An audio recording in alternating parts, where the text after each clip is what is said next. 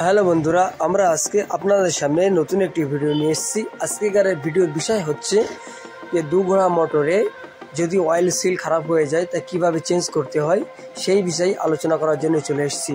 আপনি যদি আমাদের চ্যানেলে নতুন এসে থাকেন অবশ্যই চ্যানেলটাকে সাবস্ক্রাইব করবেন, লাইক করবেন, শেয়ার করবেন। চলো তাহলে পুরো ভিডিওটা দেখব কিভাবে দুঘোড়া মোটরের অয়েল সিলটাকে পাল্টাতে হয়। আপনাকে পুরো ভিডিও দেখতে হবে, তাহলে বুঝতে পারবেন। আর আপনি যদি ভিডিওটাকে টেনে চলে যান তাহলে অনেক কিছু মিস করে যাবেন।